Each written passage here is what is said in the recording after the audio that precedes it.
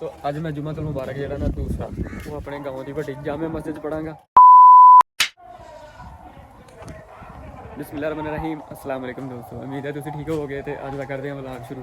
तुम देखते पे हो मेरा YouTube channel Nadeen my blog. तो हाँ जी दोस्तों, अज रमजान मुबारक का दूसरा जुम्मा है। मेरी तरफ तमाम दोस्तों बहुत बहुत मुबारक हो।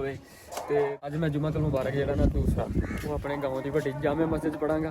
एक मस्जिद साढ़े इधर इस साइड से है ना, छोटी मस्जिद नबी बख्श। वो देखो दोस्त जा रहे हैं। तो मैं अज जावांगा वड्डी मस्जिद में। पहले शुरू च ना साढ़े एको मस्जिद ही जुम्मा होंदा सी, ते हुण आबादी ज़्यादा हो गई है, इस करके दो मस्जिद हैं। हुण दोवां मस्जिदां जुम्मा होंदा है। तो पहला जुम्मा इधर छोटी मस्जिद पढ़िया सी, ते दूसरा जुम्मा अज मैं वड्डी मस्जिद पढ़ांगा। तो माशाल्लाह सारे दोस्त जुम्मा पढ़न चले गए। तो टाइम भी 1:34 हो गया। दुकाना वगैरह बंद है। अज बहुत तेज़ हवा चल रही है। तो एक मौसम माशाल्लाह बड़ा क्लीयर है। देखो महल्ले सारे सुनसान, सारी दुनिया मस्जिदों के विच।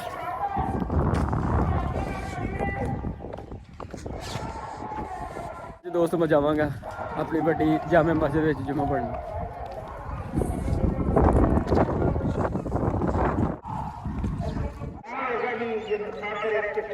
मैर भाई यूनिटर ला रहे हैं।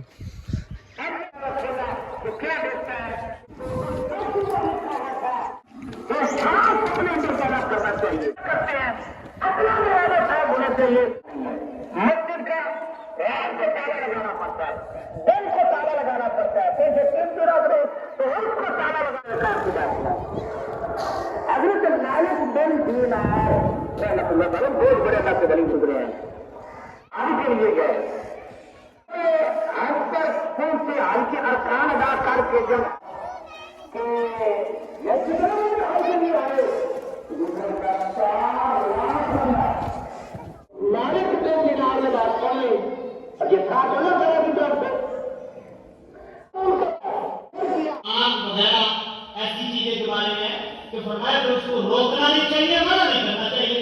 कहा कि आपको पता है कि असाब ईमान हुआ ईमान कुल्लुहु ला ईमान इल्ला बिल्लाह या अय्युहल्लज़ीना आमनू इज़ा नुदिया लिस्सलाति मिन यौमिल जुमुअति फस्अऊ इला ज़िक्रिल्लाहि व ज़रul बैत।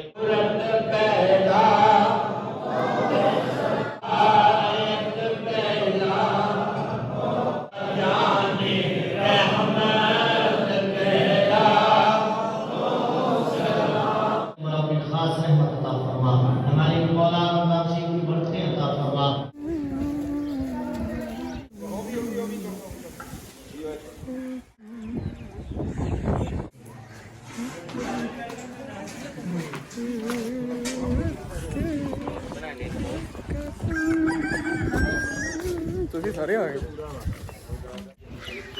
आ नहीं रहे।